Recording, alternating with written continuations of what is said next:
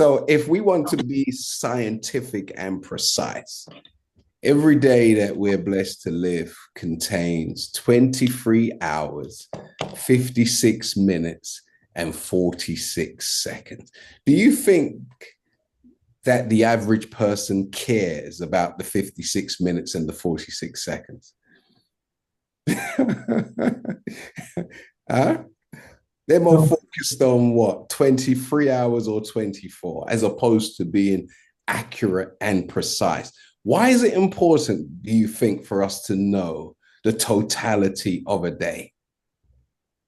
I remember, I was with a friend of mine about 30 years ago, and he was an insurance broker. And we were having a discussion because I was trying to get a mortgage, and he was organizing my endowment policy. Okay, because you needed an endowment policy to have a mortgage back in those days. So anyway, as I went to the insurance broker for him to sort out this endowment policy, he was processing a claim of a man who died at, I think he was 54, and he didn't look at the man's life as dying at 54. He put the man's life at 54 on a calculator, yeah, and broke the man's 50 odd years of life down into hours lived. Because very few people die on the hour. So when they say he died at 56, well, he was 56 and 7 months. You following me? 56 and 8 months and 26 minutes is when he died. So when people die, they record the time of death, not to the closest minute, but as accurate to the second as they possibly can. Yeah. And just generally speaking, it's to the closest minute and not the closest hour. Yeah. Mm-hmm. So therefore, not just hours are important. Minutes and seconds are important. If you're a sprinter and you sprint for a living and you're Usain Bolt, what's more important to you, hours, minutes, or seconds? Seconds, or Usain. Seconds. He makes his millions via how fast he can run in seconds. Mm-hmm. Yeah? Mm-hmm. Yeah. So depending upon what you do will determine how you value time in its entirety. Whether you live your life in hours, whether you live your life in minutes, whether you live your life in seconds. And some of you have watches on your hands that shows you hours, that shows you minutes, and that shows you seconds, right? Mm-hmm. Others don't have a no watch. Mm-hmm. Everybody all right? Mm-hmm. So just very quickly, did the vast majority of you work today? Yes. And if you worked for someone today, generally, you had your eye on the clock, right? Right. And you weren't planning on going overtime unless there was a pre-arrangement, true? Because whatever they were going to pay you for, that's how long you worked. And when it was coming time to the end of the arrangement that you have with your employer, you started to look for your coat. Did you know? Yeah, you start winding down, correct? Yeah. So the average person works how many hours a day? It's 8, right? Would you say that's fair, Asari? So if the average person 100%. works 8 hours out of the day and generally 5 days a week, how many hours worked is that per week? 40. It's 40, right? Yes. Now, if you're going to accept a contract of employment and you're going to work 40 hours a week, how many hours do you work a year if you work 40 hours a week? Did you ever think about it? Did you ever think about it? No. No, sir. Okay. 1,000. No, it's more than that. It's Mm. 2080. 2000. Yeah. Yeah, of course it is. 2080 hours a year. So if you're looking at your year in advance, you're looking at your life, you're looking at your time, you're looking at the money in your pocket over a year, then it's important to stop thinking week to week, month to month, right? It's better to think year to year, right? Yes.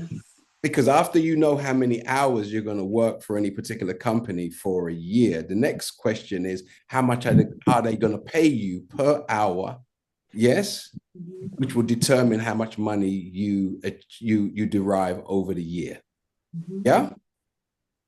So the minimum wage, I think, Sylvina, correct me if I'm wrong, sorry, it's £15 an hour. Is it less than that? Sorry, It's actually less.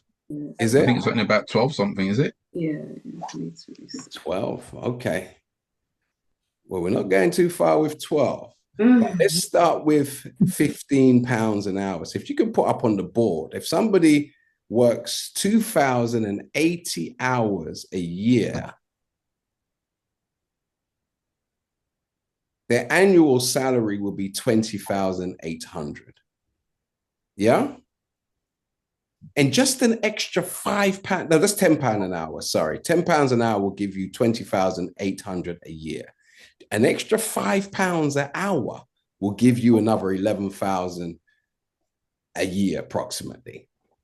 And an extra £5 an hour on top of that will bring your salary up to 42,500. You see what just an extra £5 an hour can do to your annual income. And sometimes you hear on the television, you know, people are striking and they're trying to get an extra £5 an hour. And you say, why are they striking just for £5 an hour? Because of those figures that you see on the board. £5 an hour will increase an average person's salary quite significantly. And if you're those who work 40 hours a week, your annual salary at £25 an hour is 52,000 a year. So what you should be focused on is how much money can you actually make per hour? Because if you're not making and you're eating and you're traveling, you're spending. When you're traveling, you're spending. When you're eating, you're spending. So when you're actually working, it has to take into consideration all of those expenses, right? When you're not working, when you're on your way there or on your way back, you're looking at shops, right? You're on your telephone, you're scrolling, you're looking at things that you want to acquire. Yeah. But during the time of transportation from and to work, you're actually losing money. So if you're not making money on the bus, making money on the train, then you'll only make or enjoy the average wage of £12.21 per minute. You'll only enjoy that whilst you're actually on the job. Per hour. While you're actually on the job, per hour on the job. Right. Yeah.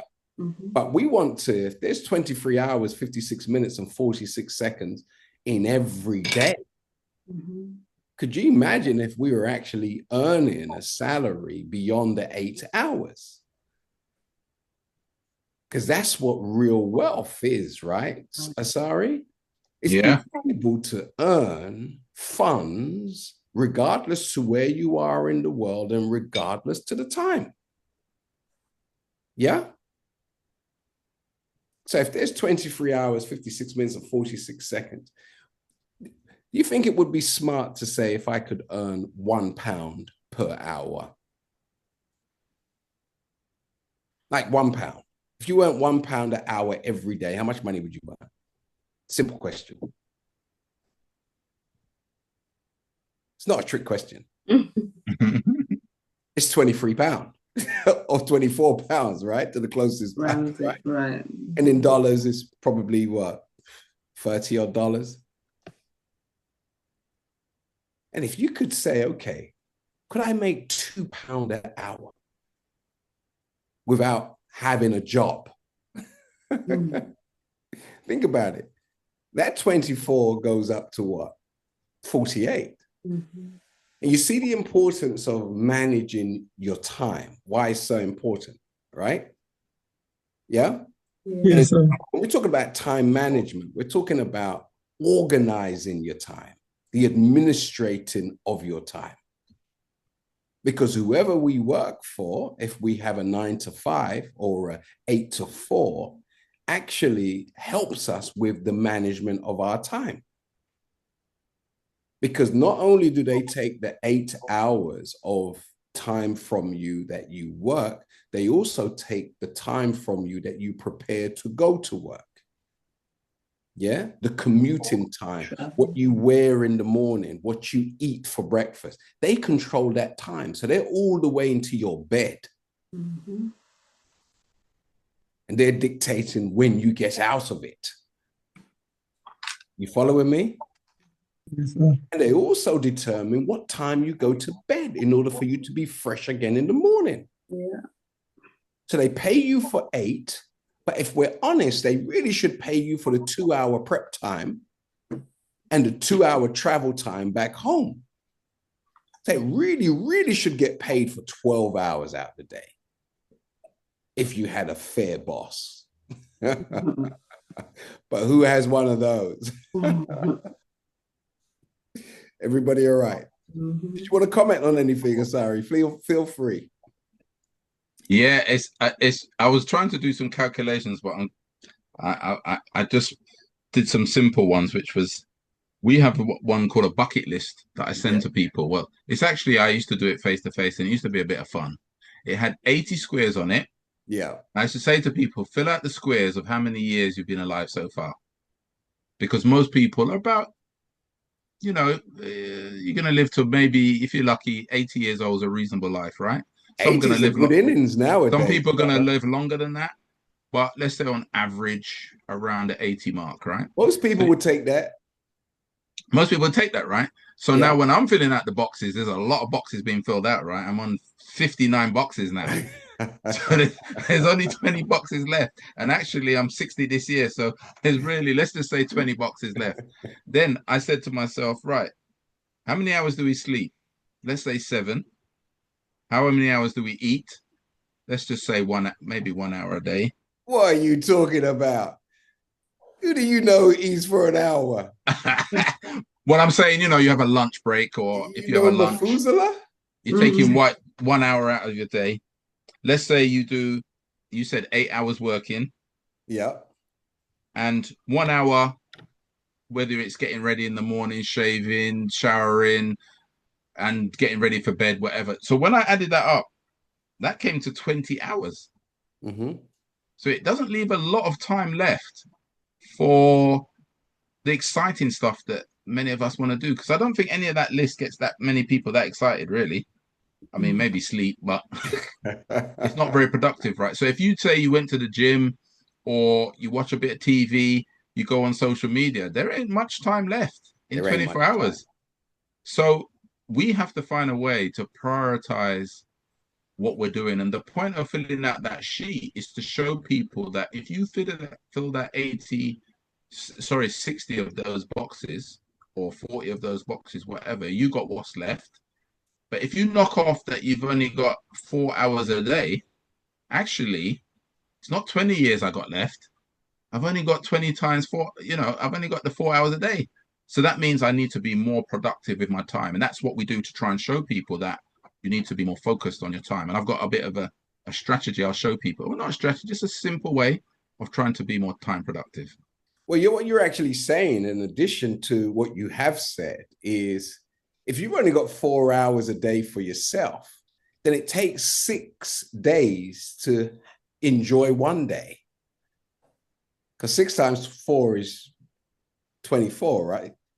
There you go. Yeah. So think about that. Now, so when we're talking about time management also, just to move forward a little bit and build on what brother just said, the time we are concerned about is the time between being born and closing our eyes, right? Mhm. We want to manage all in between in the most effective way possible. And as I said, I wanted today to be interactive, and the book's going to be available for you to have a deep dive, because it's a textbook. It has many questions that you're going to need to answer. So what would you say is the most important aspect of your day? I want you to put your hands up and engage, because we haven't got a lot of time, but I want to engage. I want you to think this through. I'm not coming to you, Asari. Give me a break. Anybody else? Brianna? The most effective thing in my day is when I use what Allah has given me to help others and to help myself build to that generational. So charity in a word? Giving to word. others? Oh yeah, charity, self-care, which of course prayers in that. Yeah. How would you melt it all down? Because very quickly, I'm going to ask everybody just one sentence answers. How would you melt everything down into one word or one sentence? How would you define your day, the most important aspect of your day, in a sentence? A short one. Or productive activities. Say? Productive activity. Productive activities. Thank you for that. Michelle, real quick, one sentence. Okay, the most important thing for me for each day is to maintain a sense of peace in everything I do to preserve my health. I'm a parent, so we all know what that means, what the day contains in Two managing sentences. Sorry. So mainly is whatever I do is to maintain peace and good health so I can share that with others to get that back. Peace and good health, if we melt down your sentence into a couple of words. Anybody else? What's the most important part of your day? Iona? Fruitful and joyful day. Right. Okay. Good thing you're not in Iran at this time. Anybody else?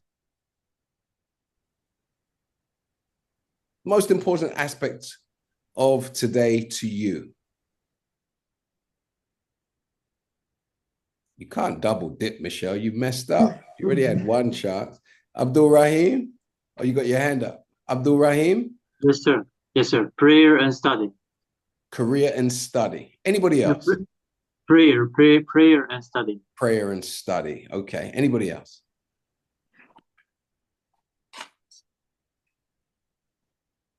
Balance between health and well-being in the chat.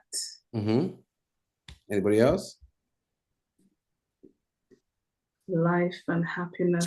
So for instance, if health and well-being, take that down a sec. If health and being is the most important aspect of your day, what underpins health and well-being? Because it can't be, because there's something that underpins it. If you say peace is the most important part of your day, can it really be? Because what underpins peace? Making sure I have a relationship with God, sorry. Making sure you have a relationship with God. What underpins that? And who defines a healthy relationship with God? How is that defined? Some people say you'd never find out until you're dead, until he judges you.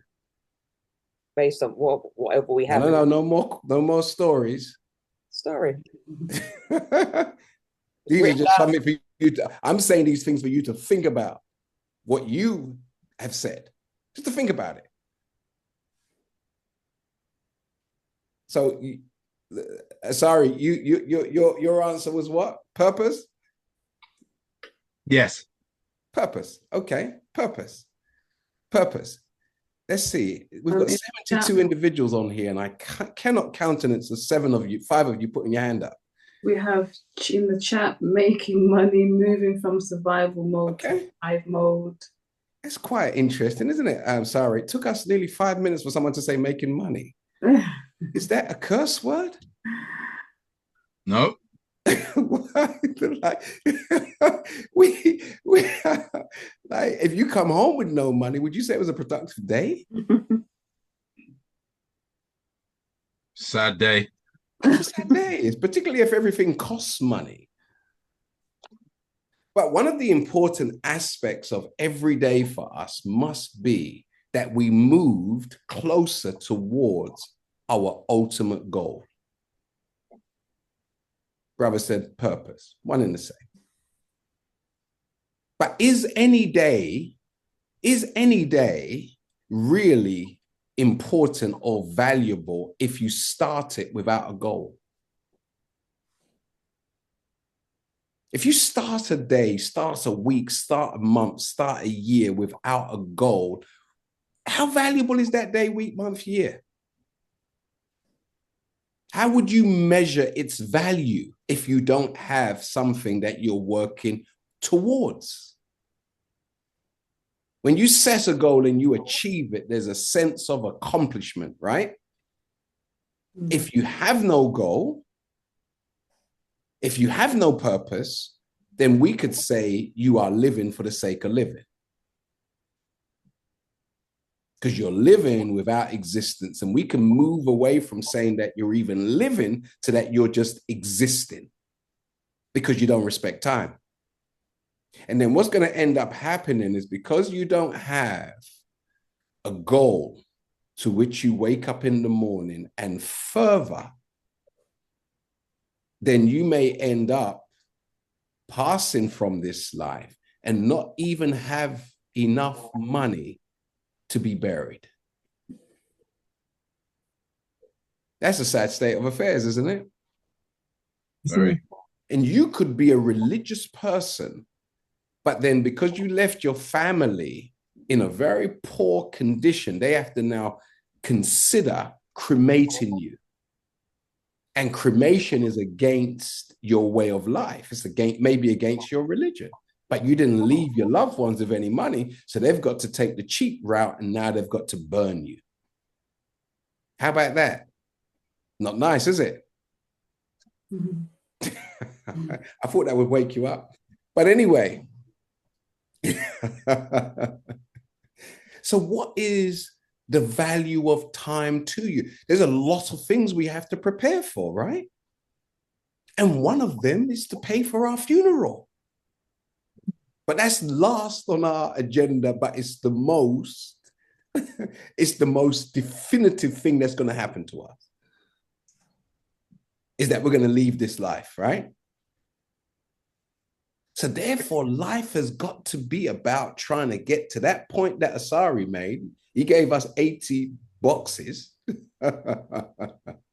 We only need one when we finish, Asari. But he gave us 80 boxes. And the last box is a permanent box. You don't move on from that one. So if we've gone through 79 boxes to get to the 80th one that we cannot afford, then something's wrong with the other 79. Wouldn't you agree? Okay, I'm going to move on because I know you don't like this. It's a bit too, because when you're dealing with time, you're dealing with numbers, you're dealing with mathematics, you're dealing with precision. And you have to ask, do you want to be precise or do you want to be ambiguous? Who likes facts? Can you put a 1 in the chat? If you like facts. And if you like ambiguity, they have another way of saying ambiguity from the street. They call it BS. Sorry, pardon me. So when you don't like facts, you usually like ambiguity. Neither this nor that, nothing precise. Oh, it's kind of this or kind of that. You're not precise. You're not yes, you're not no. You're maybe. You're the maybe sister and the maybe brother. Yeah? Who don't have a Maybach. Anyway, I better cool down. But look, what is time to you?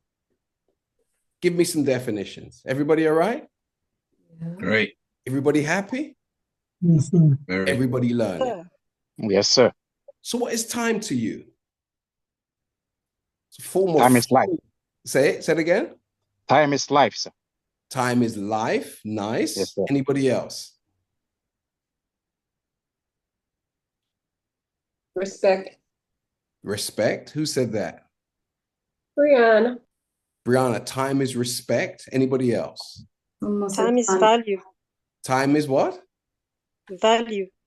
Yeah. Anybody else? Time is money in the chat. Time is money. Right. Okay. Anybody else? Opportunity to make change. Okay. Take that down for me. Time is the distance between two extremes. That's what time is. Time is that space in between A and B. That's what time is. Time represents an opportunity for us to achieve what we've set out to accomplish. Because whatever you plan, if you don't have time, you can't achieve it. And time is the space between two extremes. Yeah? Let me ask you a question. Yes, sir.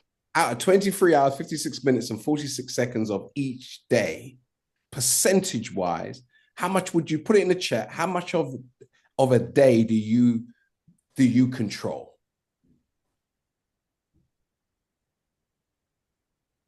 How much of your day do you control? Would you say 10%, 20%, 30%, 40%, 50%, or 100%? Brianna, you control 100% of your day? That's good. That means no one ain't telling you nothing. Nice. Anybody else? 60%. Anybody else? 70%. Anybody else? 90. Now, those of you who are saying you control a large portion of your day, you could stay in bed and sleep all day and say, I control my day. Okay. You can sit around and smoke weed and say, I control my day. Yeah. And you do. You really do. If you done nothing productive today and you just sat around and watched TV or whatever, you can say in the chat, I controlled 100% of my day. I got up when I wanted to. I went out when I wanted to. I went to the bookie shop when I wanted to. I put on a bet because it is Ascot season here in London. You know, I controlled my day. Went and done some gambling, lost my money, came back home, turned on the spiritual injection. I controlled my day. But that's good. And you're a powerful man and you're a powerful woman if you've done all of that and you controlled it. But the next question is, how productive was the part of your day that you controlled? The part that you controlled, does it pay your bills? Or does the part that somebody else control pay your bills and give you the lifestyle you enjoy? That's a question. Whose control of your day has the most significance on your life? Somebody else or yours? That's a question. I want somebody to talk to me. Who has the most significant productive? Who controls the most significant and productive aspect of your day? You or someone else? And if it's somebody else, then I would advise you to give more of your time to somebody else if you don't know what to do with it. And you know, there's a lot of takers out there for your time. And it will go so far. People go so far to want your time to actually lock you up in a prison. In England, we don't have corporal punishment here where people break the law and they are hung or whipped in the street. We don't have corporal punishment here in the UK. But what is worse, for you to commit a crime and somebody corporally punish you by way of smacking you, giving you some lashes, or is it worse for someone to take your time? Time. See, someone, you could commit a crime, like you could steal, and then somebody brings you into the community where you stole and give you 100 lashes on your backside. It may take a month to recover. Yeah? Or they can give you 2 years in prison. What would you choose? Put it in the chat. Put it in the chat. I'm going to let some of you love some Islamic countries today. Put it in the chat. What would you prefer? Your time, or would you prefer to just accept the chastisement for your bad behavior? Come on, I don't want you to stare at me. I want you to answer my question. What would you do? What would you prefer? How many people have you seen locked down in jails? How are they being punished? The most important thing they have is being taken from them, which is their time. And once time has been taken, can you set a goal? You can only set a goal to survive. And if you set a goal to survive and educate yourself whilst you've lost your time, then that's probably the most productive thing you can do. But for those of us who are quote unquote free people, don't you think our time should be spent more effective than anybody in a prison? Don't you think so? Yes, sir. Sorry, I was thinking about this the other day. I was speaking to somebody and they were speaking about, oh, you know, there's somebody in prison and he has a couple of children and whatever he does in jail, he makes money. And he sends money from a prison to look after his woman and his child. And I said, that is so inspiring. Because if a man can look after his woman and his child from prison, how can any of us who are not locked down justify being broke? Sylvina? It's not justifiable, is it? Because I mean, I was blown away when I put it in perspective. Jabril?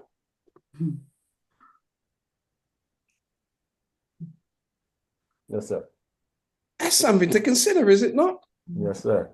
Like, Definitely. regardless to what he's doing in prison, to send that money out, what is really the dynamic for his woman and his child to be catered for, even though he's in jail? And some of us are not in prison and are not looking out for our families. Wow. What's the dynamic that's at work here? Can a man who's out or a woman who's out justify that they love their so-called loved ones and are doing nothing for them? Where if somebody's locked away and making sure that their loved ones are fed, are clothed, are sheltered, who has the greater love capacity or expression? And who is the master of time out of the two? Something to consider, right?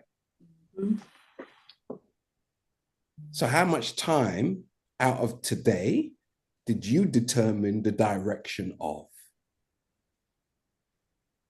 Same question, worded a different way. Because remember, when you're getting ready to go to work, you're not directing that. Somebody else is directing that.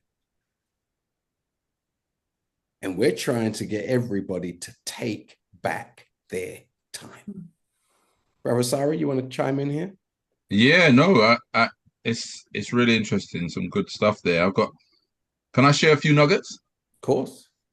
That's what this is all about. That's why I invite you. So one of the things we talk about is when I get a client or anybody in life, what is your dream? What's your purpose? What's your whatever? What are you all about? And I don't mean purpose as in people say, well, I just want to serve God or I just want to serve the community. Because I was talking to somebody today and I had to pin them down a bit more because what does that actually mean? I need to get a bit more precise. But we have a little calculator. It's a bit of fun. And then I'll break it down a bit further. We got D times G times L times P times A. Dreams, score yourself out of 10, how strong your dreams are. And what I mean by that is it written down? Because that's a stronger dream, right? You can have a dream where I just want to be a millionaire, but it's not written anywhere. It hasn't really manifested in any other way. It's just in your head. So a strong dream is where you've got like a dream chart or you've set out a bucket list of the things I want to achieve in my last 20 years, right? That's a dream. Now, a goal is when you turn that into some, manifest it and say, how am I going to measure this? How am I going to get closer to that dream? This is the big dream. Now, what am I going to do in the next year or 12 months, 6 months, whatever it is? I set some goals, right? Then we never used to add learning, but now we add learning to say, but what if the things I want to do, I don't know how? I can find out, right? So we can do some learning to upskill, to improve our understanding, whatever it is, so we can achieve those goals. Then we set out some plans and we take action. Action is the one that's the missing ingredient. You can't go on a hill and just kind of meditate your way to success, right? So dreams is good, but you got to take action. So then once you've done that exercise, and you can do this by giving yourself out of 10 times 10 times 10. The biggest score is what? If you keep doing 10 times 10, you're going to get a very big score, but you can get a very low score. If your dream is 4, your goal is 3, your learning is 0, your plans is 0, and the actions is maybe 2 or 3 on actions, you're going to get a very low score, right? But if you do 10 times 10 times 10 times 10, you're going to get a massive score, right? We're talking 10,000 a score, right? And a lot of people are surprised when they do it that their score is like 400 or something. They think, well, at 10,000. So there's some work to do, right? If your score on any of them is not high, you've got a little bit of work to do in that area. So the next one is once you got that and you got a bucket list and you say what the things I want to do, you got your dream chart. I've got a dream chart right here, actually, on the wall. A dream chart for 2025, right? What do I want to achieve this year? So that's up on the wall. Then we got this thing called Eat the Frog. This is a great book by Brian Tracy that literally says, what frogs do you need to eat every day to achieve the goals you want to achieve? It's a great book. And we use a sheet called an Eat the Frog sheet. So I keep these yellow sheets called Eat the Frog sheets, which sets out on a daily basis, what do I need to achieve, or a weekly basis? Because daily can be quite difficult for some people. But say on a Monday or a Sunday night, you set out the things you need to do for the week. Now, Marshall Goldsmith has 6 killer questions. I can share this with you I can send them to you on email. But he has 6 great questions. Marshall Goldsmith is one of the world's top executive coaches. He's the guy that if you're running McDonald's or Facebook or something, that's the kind of guy they're probably going to recommend you coach him. Marshall Goldsmith, right? All his material, he's an old man now. He says all his material, any of his books, give it away. Copyright it. He doesn't copyright anything. He says he's old, he's earned his money, take whatever you want. So I give it to people, right? Now here's his 6 questions. Has he accepted Asari, that information is the inheritance of the human being? Is that what he has done? Well, maybe, yeah. He just says all my information, you can have it. Because is it really his? Probably not. He's just put stuff in his books, but he says you can use it for yourself. If that is very noble. Use it. Very so noble. Here's his 6 questions. Did I do my best? This is to ask you every day. He says this is what he gives his clients. He says their life changes when they answer this question every day. And he is somebody that he says he has to answer these questions, or he has his own questions, and he has to just answer it every day. And this is how it goes. Number 1, did I do my best to set clear goals? So did I start? Pause there for a second. Those of you in the audience, put a 1 in the chat if, and a 2, or a Y for yes if you did, and an N for no if you didn't do that today.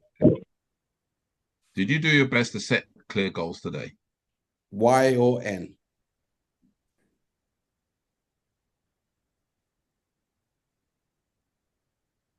And really think about it. Right. Don't just say yay. Yeah. Like really think about it. Go. Rephrase the rephrase that question for me, brother. Did I do my best to set clear goals? Best. Yeah, that's right. Clear goals. Next question. Did I do my best to make progress towards those goals? Mm-hmm. Then third one. Please. Shall I do the third one? Yes, please. Did I do my best to find meaning? Did I do my best to be happy? Did I do my best to build positive relationships? And the last one, did I do my best to be fully engaged? That was a powerful. And you can create your own 6 questions, but yeah, remember, he set these questions. A very high percentage of the people he coaches are men. And when he asked them the last 4 questions, they have real problems. They're not too bad with the first 2, because they kind of like, I could say, yeah, because I set goals, I was cracking it. I've got a great big job or a big business, so I'm smashing it. Fine. But when you then ask them, what did you do to find meaning? A lot of them are struggling. A lot of people with a lot of money, when you ask them, what did you do to find meaning? They're struggling. Then the next question, did you do your best to be happy? And you know how many of them say, would I call myself happy?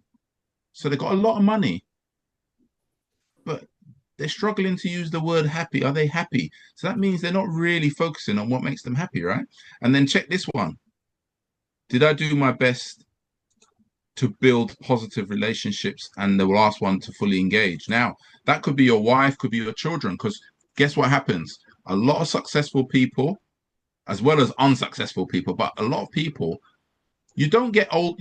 How many people have you ever met that says, when I was young, my parents didn't buy me a Maybach, but they didn't buy me the car I wanted, the house I wanted, whatever. Most people complain about time.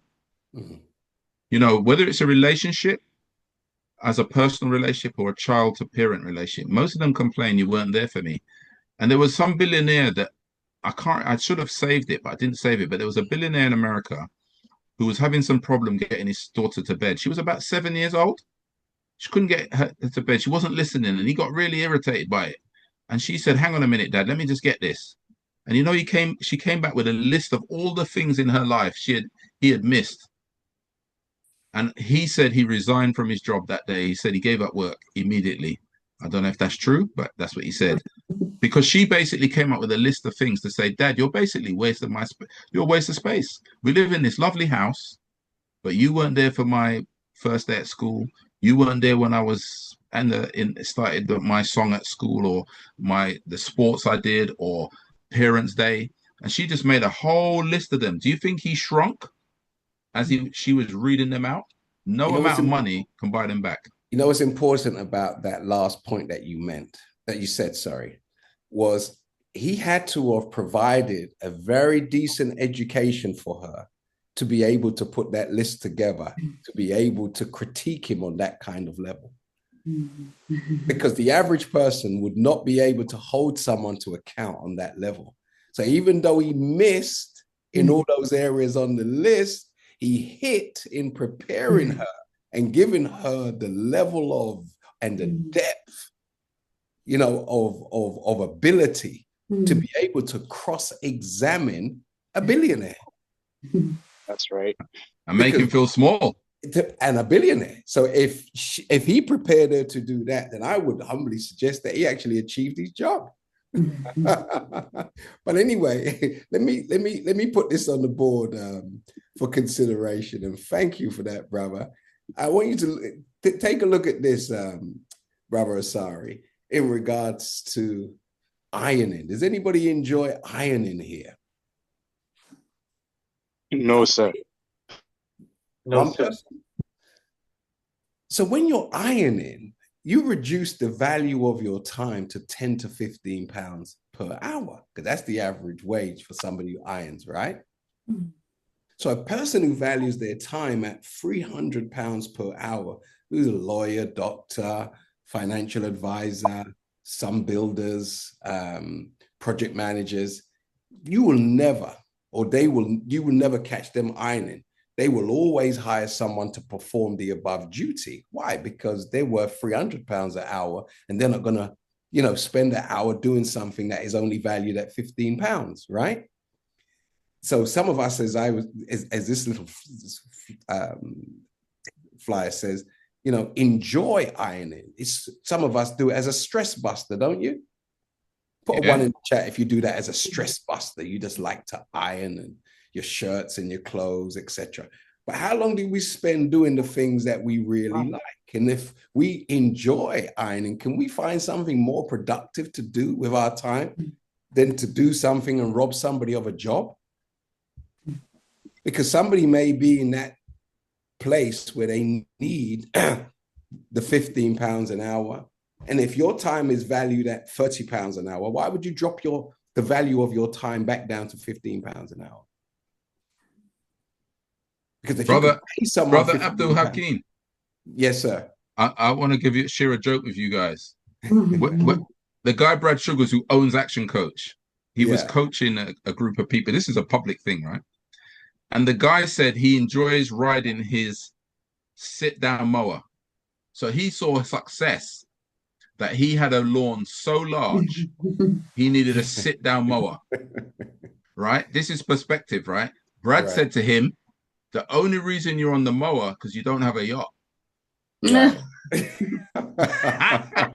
So it's all relative, right? He saw it as a success that he has a lawn big enough for a mower, but another person sees success. I've got a lawn big enough, but I ain't mowing it, doing the mowing. Somebody else is doing it because I got a yacht to sit on. And so now they've got contraptions that are electronic that actually do it for you. They've got robots to do these things nowadays. Absolutely. But as time is flying, I wanted to share a few things with everybody. Everybody all right? Put a zero in the chat. Yes, sir. If you're in good spirits. So, yes, sir. Okay. So look at this.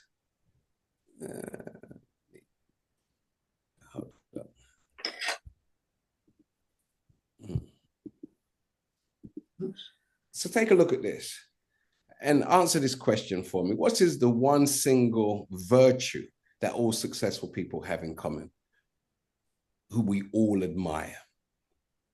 Anybody? Put your hand up and we'll recognize you. Freedom, discipline. Say it again.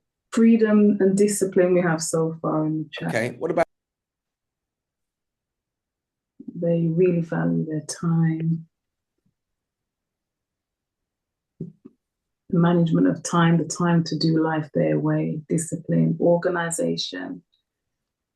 Exactly. Money. Exactly. Exactly. It has to be this, doesn't it? It has to be that they have mastered the management of their time. Yeah? Mm-hmm. My screen has just gone blank. Can you see me still? Yes, we can. Okay.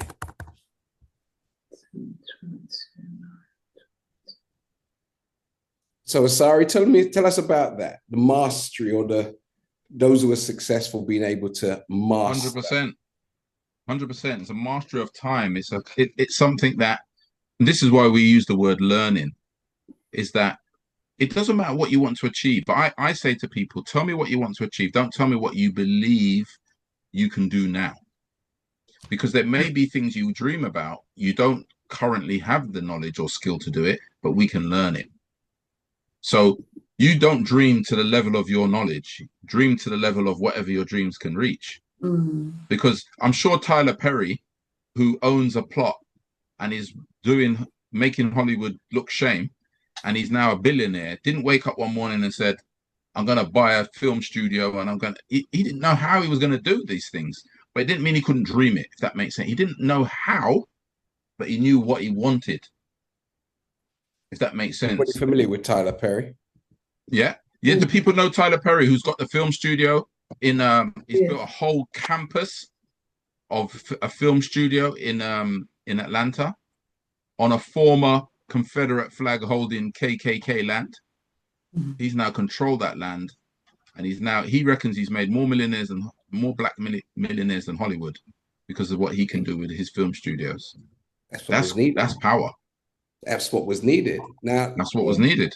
Let's speak, Masara and Sylvina, on the importance of managing your time and being disciplined. How important is discipline?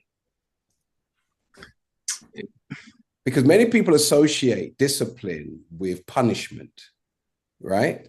And discipline is anything but, punishment. Discipline is when we are able to accept the consequences of our actions. To be disciplined is to really focus on achieving something great and mastering any or one particular, if not numerous, forms of academic or even manual labor. Mastering anything that we set our minds to can be considered a discipline, because it takes structure, it takes sacrifice in order to become the master of anything. Yeah, absolutely, 100%. We have a thing we say discipline is the ability to consistently do what is necessary to achieve your goals, even if you don't, particularly when you don't have to. Because it's not discipline when somebody forces you to do it. If you force me to do something, force me to work, force me to come to work every day, that's not discipline. Discipline is when I don't have to come. It's like owning your own business, where I don't have to work, but I do it anyway. But you don't have to do that press up. You don't have to do that, eat that good food. You don't have to do those things, but you do it anyway. That's the ultimate discipline, is doing what's necessary, even when not only you don't have to, you might not even want to. But so you do it anyway. I haven't heard much from you. Well, this is the quote that you had, and I think it's very apt. Because it's funny, I was listening to something yesterday, but you're right, even discipline, even on more basic levels, when you're talking about, being disciplined enough to maybe to uphold your fitness regime or whatever, psychologically, we do see, as I can speak for myself, psychologically, it does feel like a punishment. It feels like something that you want the results, but you don't want to do what you have to do to get the results. And I think that mindset, and I was thinking about this yesterday, if we can redefine the psychology that we hold around discipline, so it's something that we actually want to do, we actually want to engage in that journey, then I think a major part of the battle will be won, because discipline is key. It is key. And not to be, sometimes we can mistake maybe a short-term spell, being able to uphold something for, a couple of weeks, or when we know that there's an end. And I use fasting as an example. We can be very disciplined when we know that there's a definitive end point. But when the end point is not, it doesn't exist, then all discipline seems to take on a whole different energy when we think about it. So yeah. Yeah, I think we spoke about this last week. Go to goal. I think you should have that slide on goal, and it gives us a definition on goal, which means an aim or purpose, something that you want to achieve, the result or achievements towards which effort is directed, aim, end. So if that's the way how we're defining goals, We discussed this like last week. As babies, did we have a goal when we were born out of our mother's wombs? And all babies are goal orientated, right? Mm-hmm. And what is probably the first goal of a child, or some of the goals? Can you go to that slide of the goals of a child? Stand. Yeah. Crawl. Say it again. But some of the goals of a child, and those of you who are parents, the child wanted to crawl, right? Mm-hmm. And when a child is crawling or trying to crawl, Asari, is that the goal? Is crawling the goal? It's a good question. It's the goal The is just answer is no. no. It's just to get where they want to get to. The goal is to walk. Yeah. It's autonomy. The goal is to walk. Mm. But it has to go through the stages of crawling, of sitting up, of pulling itself up until finally, Dad, Mom, That's the goal that the child had to work on for 3, 4, 5 months, 6 months. They're watching mommy and daddy walk every day. That's what they want to do. They want to speak. They want to feed themselves. That's the goal. So would you say all children, so for instance, if a child's eyes are mature and the child sees its parents walking, then that child has, in many instances, a 1-year goal. It's going to take them there from the time they're sitting around looking whilst they're feeding, they're looking, observing. And they also have a 3-year goal because they're listening to their parents communicate and actually understand each other and feedback and communicate. Okay? So the average child, it takes them at least 3 years, 2.5 years to be able to speak coherently. So if a child has a 3-year goal, how can we not have something even for the week? And you look at the reason why the child may be using his time more effectively than us as the parent. It's because the child is in an environment where there is a lot to learn.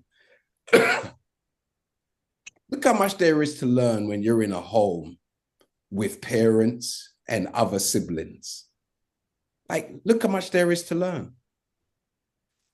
To crawl, to walk, to speak, to prepare food, to keep a home clean, to like the running of a household, that's a lot to learn. But if the parent has achieved that and do not put themselves in a position and in an environment, thank you, and in an environment where they now can stimulate to learn from others what they haven't achieved, then our development has been arrested. Mm-hmm. Are you following the logic?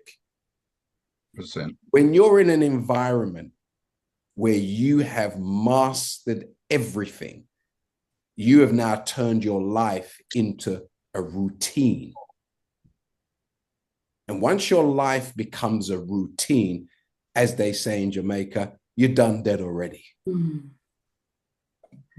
You're already dead. Yeah, it's true. Because all you're doing is the same things on different days, as opposed to waking up with a new challenge. I never played basketball, when I was young. I played football, cricket, and these things. And one of my sons has this basketball loop. And he said, come, Pops, let's have a game of basketball. I nearly died. I nearly died. I did not know that game was so strenuous. And you know what I said after 5 minutes? Them guys deserve all the money they have.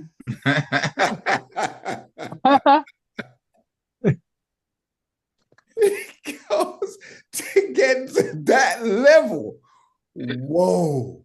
Sweat, man. I'm telling you, it's Whoa. some serious business. But what did I do? And why couldn't I wake up the following day and walk around, because I started using muscles you don't use for running on a treadmill, for curls and like the basketball. That's disturbing your body structure. It's challenging it to do something different, which is giving it a new lease of life. Am I making sense? Perfect. 100%. Child has so much to master. You look behind me, a child being born, having all them books to read. That's a lot to do in a lifetime. That's like 10 years of work. But when you've read them all, if you don't go to a bigger library than the one you have, you've arrested your development. You with me? 100%. It's like some people don't listen to the same music, so they only know one dance. Two-step, 1, 2, 1, 2, 1, 2. And have you noticed when you watch people who know samba music, have you noticed how much of their brain they're using to remember all of those moves? I watched a couple and said, man, that's some dedication there. So back to my point, go back to that slide of the children, or of the children. That's important. Those of you, it's in the book, but screenshot that if you can. That's not the goal. The goal is the one standing. And you think about this, pull that down for a sec, yeah? When children start to achieve aspects of their goals, they start reaching for things on your shelves that they couldn't reach whilst they were little minors. And they may have had their eye on your turntable, on your stereo. You're showing your age now. And now they're of age, they pull it down. They had their eye on it all the time. They wanted to know what was on that table. They climbed on the chair and got on the table, and finally, I have reached the summit. What is that indicative of? That's indicative of putting 30 years on that baby and bringing them to Mount Everest or Kilimanjaro. Because if they can make their way onto a table without help, they can make their way up to Mount Everest. Or is that stretching it? So I want to just take a few questions now, if there are any, because I can keep going, but our time is short. And I just want to give the last 10 minutes to anybody who wants to raise their hand to ask some questions, because I've got Brother Asari here and Sister Sylvina. So if there are any questions you would like to ask on what we've already been discussing this evening, please. Anybody?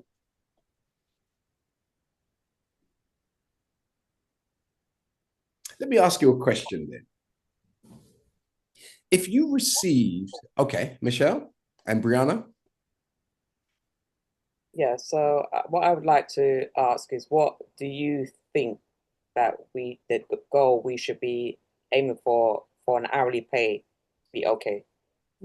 What, as payment? Yeah, minimum pay in employment. It depends on how you want to live. It depends on what your living standards are and what your responsibilities are. Like, for instance, if you have a couple of children and you want your children to go to the best quality schools and learn more than what you learned and be equipped for life to be a global thinker, okay? Like a global child who can go to any country around the planet and find their way and make progress. If you want them to have that kind of education, there are only set places they can go. And if you haven't built a school for yourself, then you're going to need to send them somewhere, okay, that will prepare them to be, you know, or prepare them for the higher echelons, if you will, of life. You want them to enjoy freedom, justice, and equality on the highest levels. So if you have that kind of responsibility, then the average fee for a school like that is 20,000 plus, right? And if you've got 3 children, your school bill now automatically is 60 grand a year. You're going to need a decent home to live in. If you have 3 children, you can't be in a 2-bedroom house.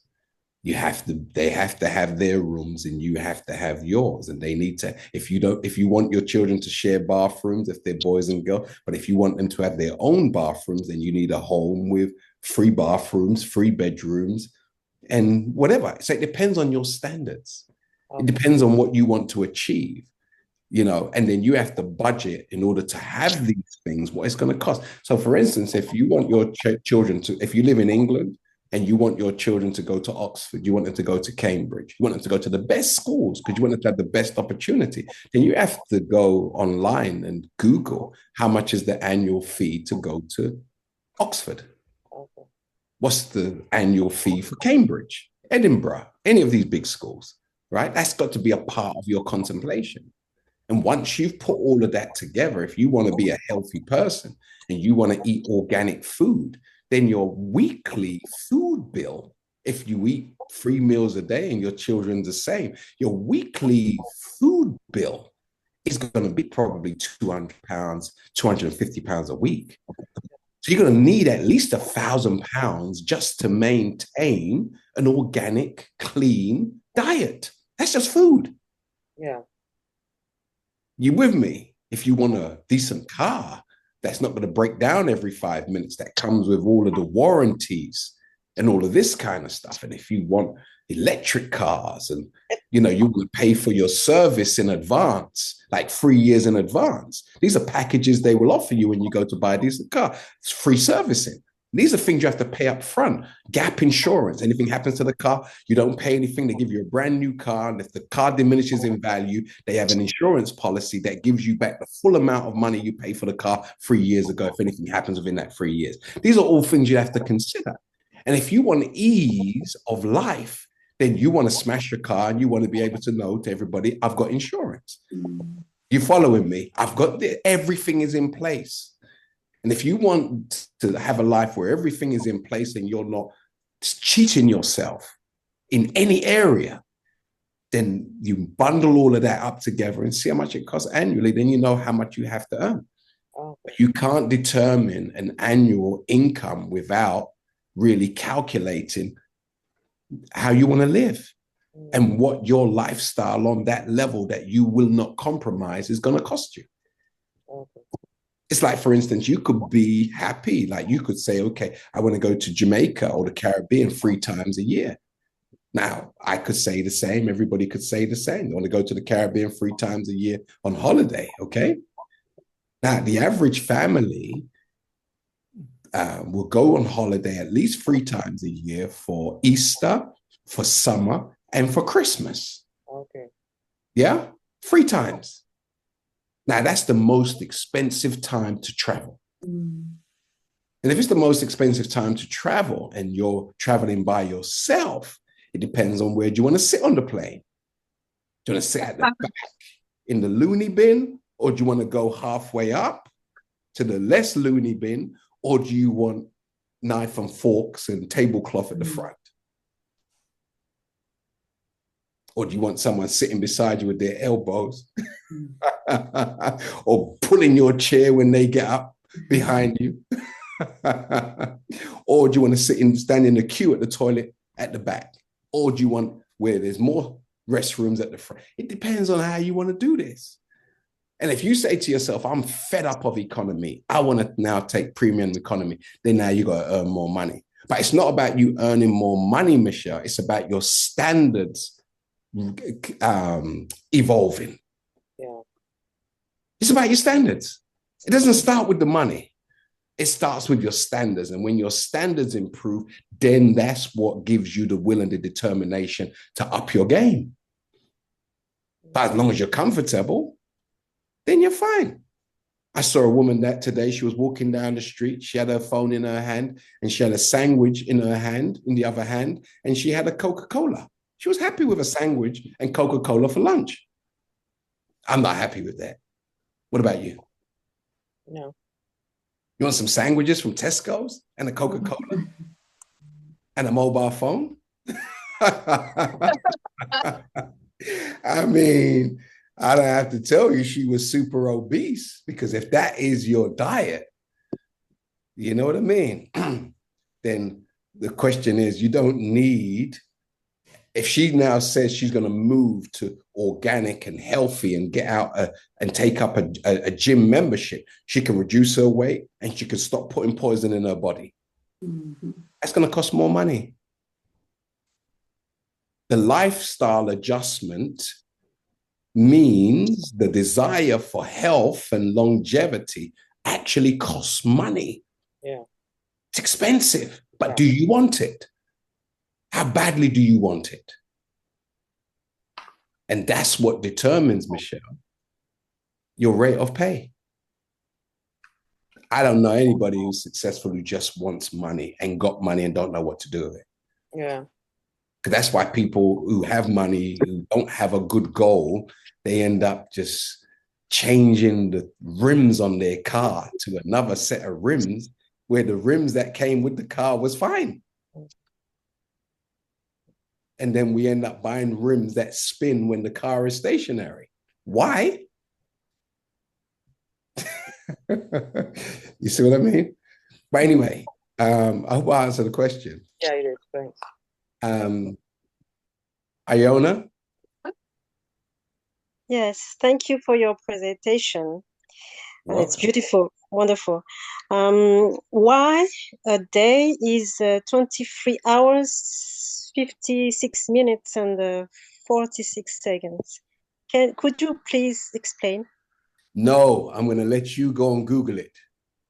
Yes, thank you. You're so lovely. Yeah, it's right there. I want you to find that out. Yes. You don't have to ask me that. That is right there. Okay? Yes, and the second question, would you do you use a specific apply to organize your time, your day? A specific apply or an agenda or? Yeah, I look at my goal, Iona. I look at my goal, and then there's a slide, Sylvina, where Parkinson's law, where it speaks about time contracting to facilitate our goals. So, for instance, sister, if you want to, where is it? Work expands to fill the time available, right? So therefore, what this really means, take that down. There's another, it explains it differently, but take that down a sec. What that means is, if you have a home and it needs decorating, painting, okay? And then you invite a painter around, the painter will say, oh, it would take me 2 weeks, because he will determine how much he's going to charge you by how long it takes him to do the job. Yeah?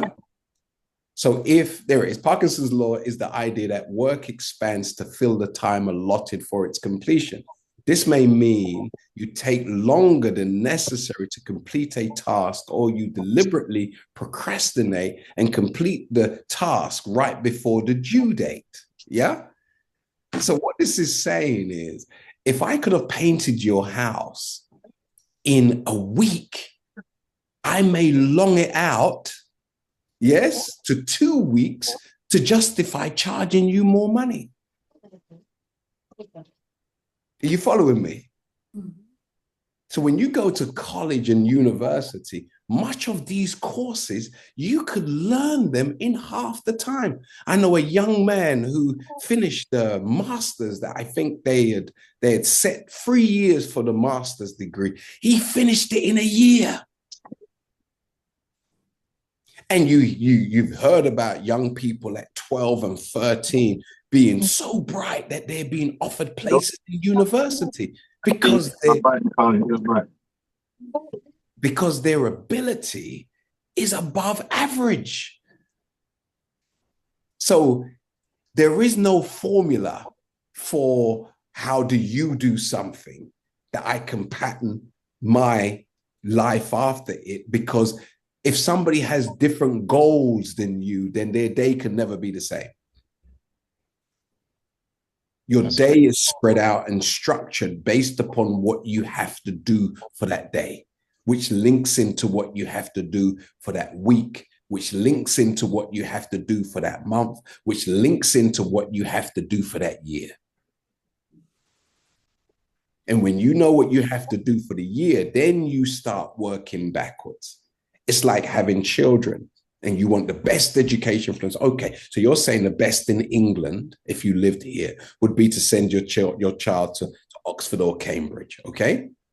Now, if your goal was, or the Sorbonne in Paris, say, okay, if that's where you wanted the child to go, then you start there. The child has just been born, but you start at the destination, which is Oxford. And you look at how or what is the criteria for entry into Oxford. A stars, it may be, okay? Yeah? And if it's A stars in this amount of subjects, then you have to then go one step back. What secondary schools feed Oxford? You following me? And then yes, the idea is you're going to get them to Oxford, or you want to get them to one of the schools that feed Oxford, and who Oxford takes over 20% of their students annually. Yeah? And then you go back to find what school feeds the secondary school. And then what nurseries feed the primary school. And that is your educational roadmap for your child to get to Oxford. And all of those schools have fees attached. So you know how much it's going to cost you, right? So again, you go out and get the money once you know, okay, it's going to cost me $250,000 per child to get them to Oxford graduated with a master's degree. If that's what you wanted. Yeah? Other than that, you take another route. Okay, so I hope I answered the question though. So yes, Brianna, and I'm going to come to Brabak Salim. Yes. So Brianna first. Okay, so I strive to live off of early is on time is late, and late is disrespectful. Right. How many chances would you give someone without being like judgmental, what have you, before you're like, okay, you're done? Done? Well, it depends on what you've asked them to do. There are some things that are non-reoccurring, that if you're late for it, the opportunity is gone. Mm-hmm. So I don't want to sound like a bad guy, but if we look at a corporation like, if we look at British Airways, how much time do they give you, or chances do they give you when they say the flight leaves at 1 and boarding closes at 12:30? How much chances are you going to get? You're lucky if you get one announcement and then maybe a last call and it's goodbye. 12:30, the doors or the gate is closed. Your mother or a family member could be in need of some medicine you have in the bag. Guess what? You're done. Is British Airways a nasty group of people? No, they just have rules, they have regulations, they have policies, they have procedures, they have protocols that no one person is above. Right.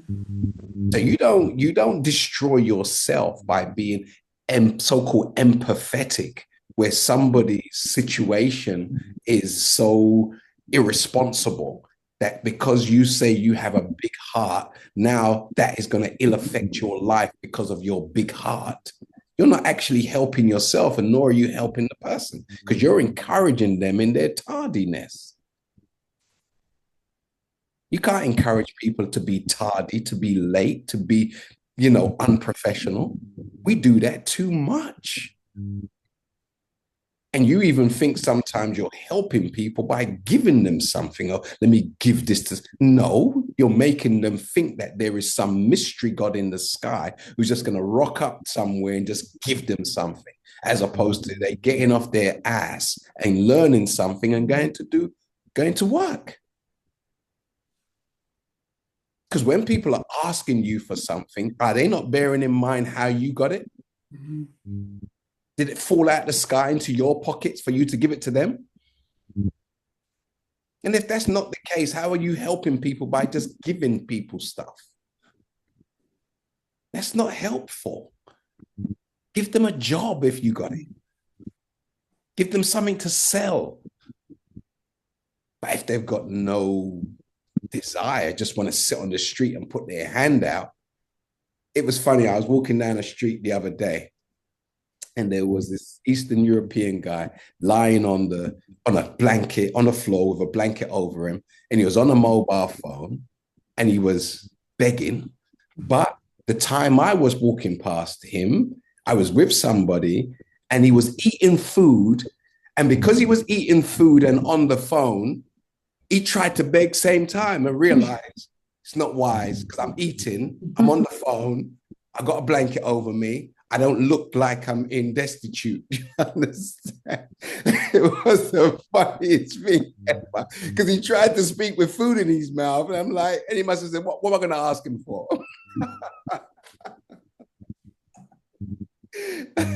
So, because it was clear he had a good day.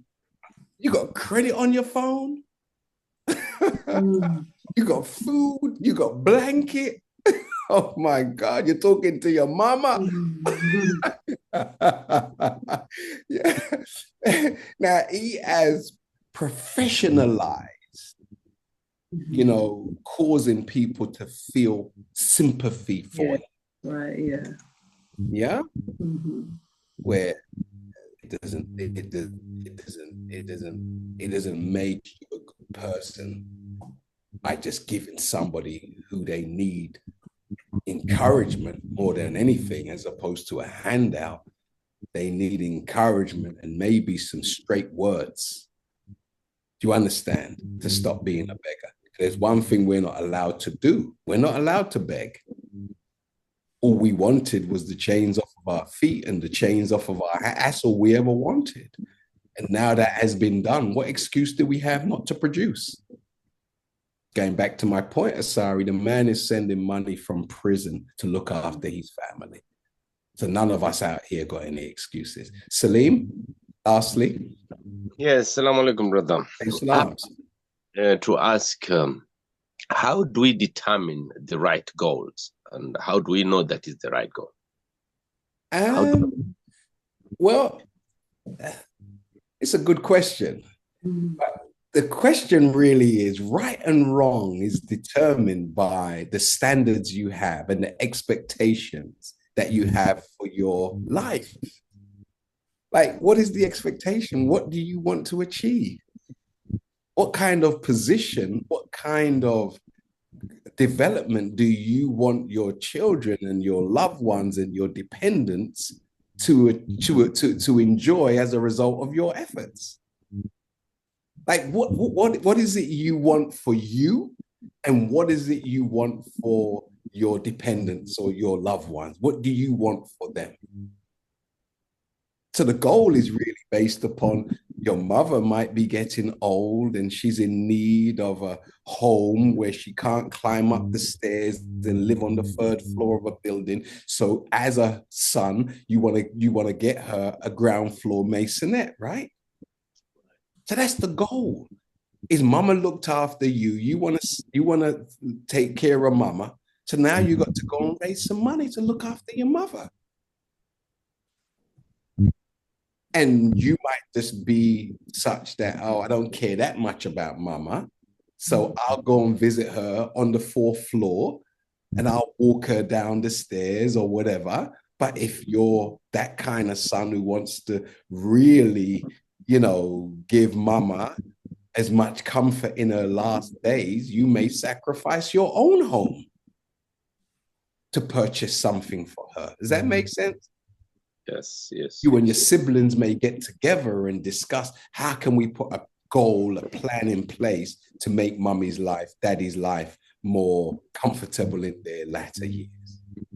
Make sense? So that's the nature of the goal. Again, you might want your child to go to a certain school, a certain college, have a certain diet. You may want them to have a summer home. So your goal is based upon your aspiration. Like, what do you want for you? So, brother, what you're saying, to put it down, the main goal is to make more money. I'm not saying it like that. No, I'm not actually saying it like that, because you can reach a point in life, right, where it's not like, for instance, money is not something you can eat. And money just makes you more of what you already are. It's an amplifier. Okay. So you give somebody who's ignorant a lot of money, then they're going to buy a lot of things to look wealthy amongst poor people. Yes. Okay. Where you can have the wealthiest men and women walk down the street and you won't even know they've got any money. I was in a park a couple of days ago and I met this Premier League football player who was a friend of a friend, and they knew each other, and this man's worth zillions. He came and he was walking and we ended up talking for about 2 hours. And this young man, he had on a t-shirt, and his t-shirt had moth holes in it. Like holes that come from moths eating your clothes at night. And if you saw him walking down the street, his hair wasn't cut. Like, he looked like a bag of chips. Yes. But he's worth zillions. So it depends on what you want to achieve. Because look, I remember we once were blessed to be in the presence of Michael Jackson. And he was in London and we were in his presence. He was staying at a lovely hotel in central London. But Michael could not leave the hotel and go around the corner and have an espresso with us or a macchiato. He couldn't do that because he would be swarmed by people. And there were people who lived in that area where he was staying who had more money than him. And the people who had more money than him, they could walk down the street with their children, go to a coffee shop and drink coffee and have that peace because they're financial people. They're brokers. You understand? So their net worth is not something you don't know him because he makes his money in the shadows. He walks in and out of a building with a briefcase and a suit, and he takes over companies, he refurbishes them, he sells them. You understand? He floats them on stock exchanges and makes billions and has a home, as I said, in the same area, but nobody knows who he is. He looks like a funny little man with just hair on the side and nothing in the middle. He doesn't look like David Beckham. He doesn't have to do. And so the question is, at the end of the day, who would you prefer to be? Someone who can't walk down the street because of your fame, or somebody who has resources, but you're modest? And you can go on a Saturday to the park with your children and walk your dog, and no one ain't trying to get your signature. What would you prefer? So it's not just about money. It's about really securing yourself and securing an education for your children. Because many people, they leave money for their children. But their children are as thick as 2 planks of wood. They're as blank as a sheet of paper with no writing on it. They haven't really done their children any benefit. Right. You understand? If you have set up a trust, wherein you've left money exclusively for your children to be educated and your children's children's children to be able to get a decent education, then you've given them what they need to make their own money. You know, there's a Chinese philosophy, a Chinese culture that is the children who are decently educated, that they do not ask their parents for money. They insist that their parents use the money they have acquired, okay, to live the best life they can after they have sacrificed for the children to get a decent education. Because after they've sacrificed for the children to get a decent education, now it's on you. Because remember, when children go to college or university and they're on campus, they're never supposed to come back home. From university, they're supposed to go straight into work and straight into rented accommodation or purchased accommodation. They're not supposed to come back home. You've left home. You've been gone for 4 years. Are you following me? Yes, sir. Yeah, I lost you. Are you following me? Yes, sir. Yes, sir. Yes, sir. Yes, sir. It's imperative that when we talk about all of this generational wealth, what do you actually mean by that? Leaving paper for your children and they don't have an appreciation for life? You never help people by giving them something they didn't earn. Never. Why do you think God Almighty causes all of us to be born into the world knowing nothing? Why didn't he just birth us into the world and put all of the knowledge that we need into our head? He didn't give you that. No. If you don't apply yourself and go and learn, you will stay ignorant for life. True. Yes, So sir. man Yes, sir. and woman get what they strive for. Yes, sir. That's right. And if you don't have something, it's because you haven't strived hard enough for it. So blame nobody. Look at yourself and go back to the question that Asari asked. Have you, what was that question, Asari? The 6 you mentioned. The 6 questions, yeah. Run them by me again, if you got them. I'll put them away. Hold on a second. But the point is that are you doing the best job for yourself? And if you're not, you can't blame anybody, particularly if you're not disabled. Yes, and sir. even if you have a disability, that should not stop you, because the world has structured itself to incorporate people with disabilities. You follow, particularly in the UK, you get a lot of perks if you got a disability. Yes? Yes, sir. Yeah. So anyway, thank you. And I hope these questions that you've asked, that I've answered them in a way that has been helpful to you. And I hope you've enjoyed yourself this Thursday evening. Okay? And I hope you got something out of what we've been discussing. And if you did, just put something in the chat. Let me know. Let me know. Thank you, thank you, thank you. And I hope tomorrow we will use our 23 hours, 56 seconds and 56 minutes and 46 seconds in a more productive way. Okay. So with that said, friend Sylvina, was there any closing remarks from you and Brother Asari? Oh, from myself, I just, I'm sitting here pondering how important it is for these types of dialogues to be held, because the questions that were asked today, many of them were no. The answer was no. But a lot of the questions also need a lot of thought.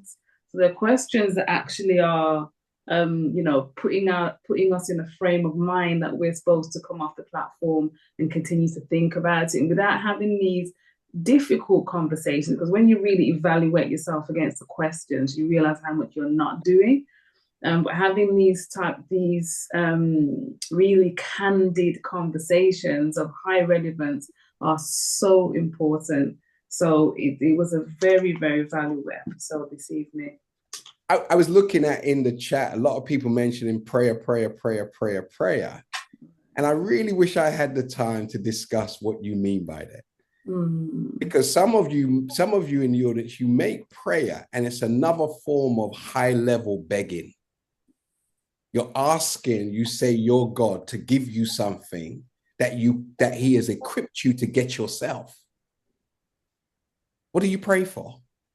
Longer life to do what?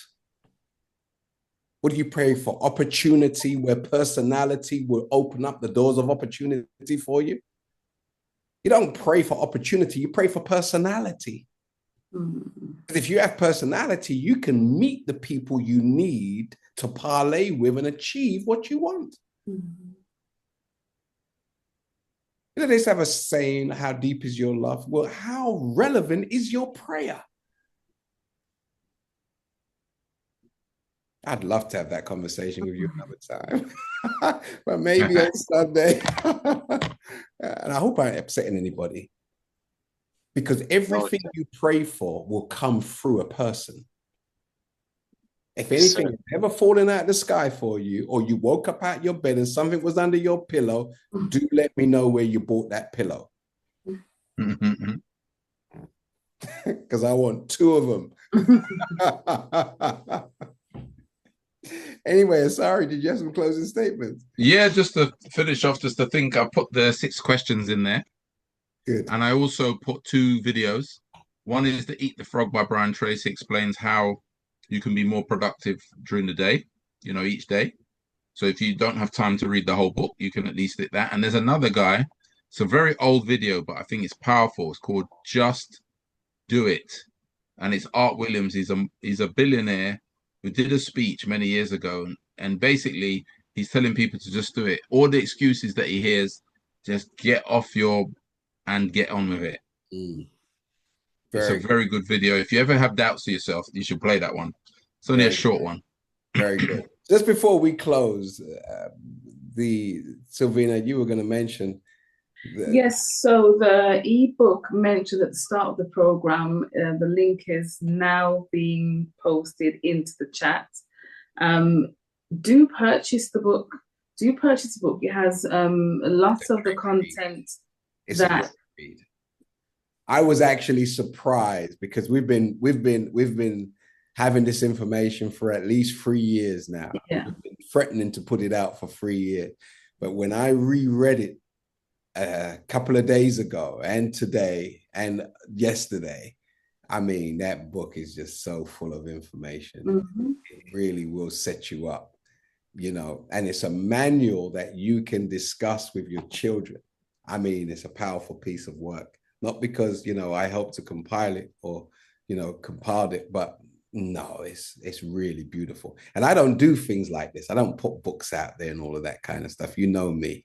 You know, I just come and share but this is a manual that you really, if you're in a position, you must make an investment in yourself, because we ask a lot of very pertinent questions. And again, sometimes different people's teaching style, you know, might not fit everybody's learning style, you know, but when you listen to our way of doing things, we try to be as you know, as matter of fact as we possibly can be. We don't do a lot of wishy-washiness, you know, because when you're dealing with mathematics is a very precise science, and you have to move away from all of the mystics of life, the mysteries of life, and deal with the nuts and the bolts. You want to be around nuts and bolts people. Okay. So anyway, you were finishing off your point. Well, as you said, it's a manual, it's a reference manual. What a you know, and it's transferable. Not, and as you were just saying, it's not just for adults. You know, the younger we can introduce, you know, children to this. It's rudimentary, but it's so fundamental concept of actually mastering your time, the better. And having this manual is not only will it be a reference point for you, but it's a constant reminder. It's something that you actually do need to have. This theme is something that can be revisited, annually, quarterly, in fact, because it's always important that we have something, that we have accountability. And when we leave too much distance between these types of conversations, the accountability falls, and then we kind of, fall into the opposite of discipline, free fall. Right. So do purchase the book either for yourself or as a gift, and feedback on the progress that you make as a result, because if you adhere to it, then you definitely will see the fruits of it. Thank you so much. So thank you to each and every one of you who have joined us this Thursday evening. I have totally enjoyed my time with you.